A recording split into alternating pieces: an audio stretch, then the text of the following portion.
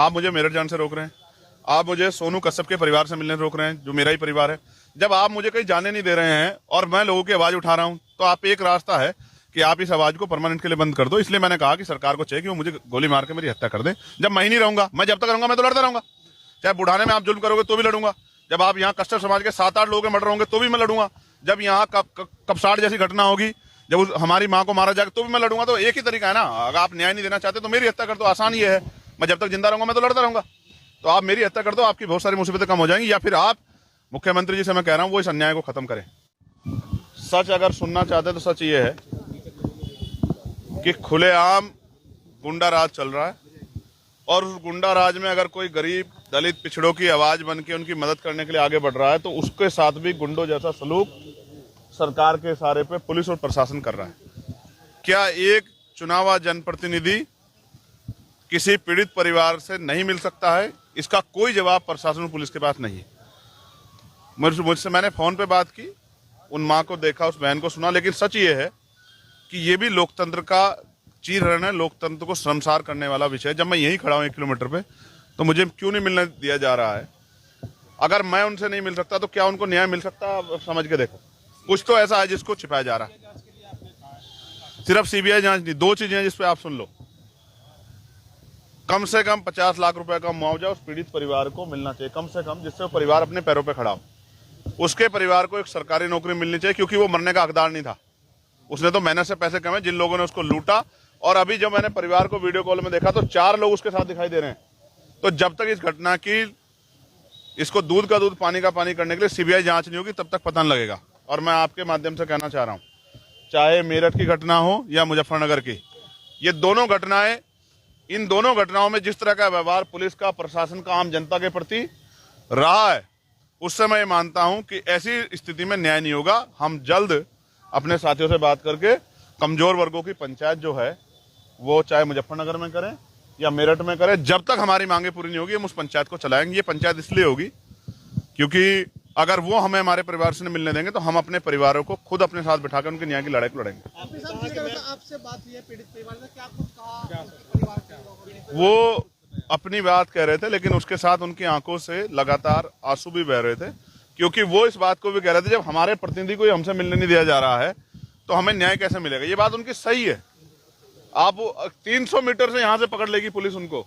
मैं कोई अपराधी हूँ? देखिए 8-10 मर्डर कश्यप समाज के हो चुके हैं, 8-10 मर्डर आज तक सरकार ने क्या वीडियो कॉल पे बात करना, क्या वो किसी दूसरे देश में जो वीडियो कॉल बात करवानी पड़ रही है? ये सरासर जो है लोकतंत्र की हत्या है, और ये सरासर किसी चीज को किसी छिपाने का, उसको किसी दूसरी तरफ मोड़ने का प्रयास है। उनको पता है मैं जाऊंगा तो क्या होगा, जब मैं अपनी बहन का हाथ पकड़ूंगा तो उनको संबल प्रदान होगा, उनको हिम्मत प्रदान होगी, और वो जो बात फोन पे नहीं बता पाती क्योंकि पुलिस के अधिकारी कर, शायद वो मुझसे बता पाती।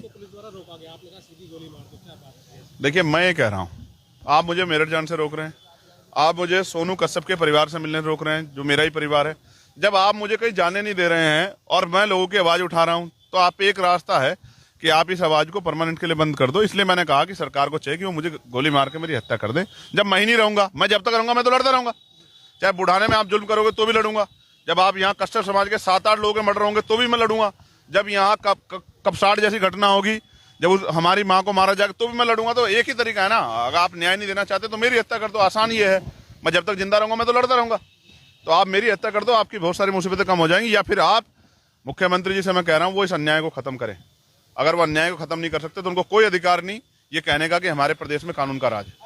आपने ये भी कहा है कि मैं बहुत जिद्दी हूँ, तो इसका क्या मतलब? जिद्दी का मतलब ये है कि मैं कानून की मर्यादा का पालन करता हूँ। और पुलिस के लोग कह रहे हैं कि वहाँ लॉ एंड ऑर्डर डिस्टर्ब हो जाएगा, तो हो सकता है रात को फिर आपसे मुलाकात हो। इस बार मुलाकात हो सकता है मोटरसाइकिल से हो या ऑटो से हो, किसी भी चीज से हो। मैं अपने परिवार से मिलूंगा तो जरूर, ये बात ध्यान कहा कि भाई हम महापंचायत करेंगे, आपको पीड़ित परिवार से तो मिलने नहीं दिया जा रहा, महापंचायत पर रोक नहीं लगेगी? अब मैं फिर कह रहा हूँ करो, आएगा ना, पूरा समाज आएगा। आज तो मैं बिना बताया है ना, पूरा समाज आएगा। मुख्यमंत्री आता है, देखो मैं संवैधानिक आदमी हूँ, आप न्याय प्रिय किसी बात पे रोकोगे मैं खुद रुक जाऊंगा, लेकिन आप डंडे के जोर पे रोकोगे, गोली के जोर पे, तो इतनी तो हिम्मत नहीं है। गोली तो मैं खा सकता हूँ, मेरी अगर देखना, अगर गोली चली इस पंचायत में सोनू कश्यप की आवाज उठाने के लिए, कपसाड़ की जो हमारी बहन है उसकी आवाज उठाने के लिए, तो गोली सीने पे लगेगी, कमर पे लगेगी, याद रखना मेरी बात। साहब कपसाड़े वाले मामले में जब पीड़ित अपने परिवार से मिली, उसने जो बयान जो उसके आए हैं वो उसने जिस तरह से कहा कि मेरे साथ तो गलत हुआ है, हाँ। उसको लेकर क्या ये उन सब लोगों के मुंह पे एक जोरदार तमाचा है जिसने पिछले 3-4 दिनों से उस बेटी का चरित्र हनन किया है, उस परिवार को गलत साबित करने का काम किया। जो तमाशा कर रहे थे, बड़े बड़े मंचों पे बड़े भाषण दे रहे थे, मैं एक बात बता रहा हूँ, ये गरीब समाज बड़ा भावुक समाज होता है। ये अगर इसने मन में ठान ली ना, और अपने साथ जो अन्याय हो रहा है उसका बदला लेने की अपने मन में वो कर ली, तो बहुत सारे लोग बहुत सारे सदनों के दरवाजे नहीं देख पाएंगे, याद रखना मेरी बात को।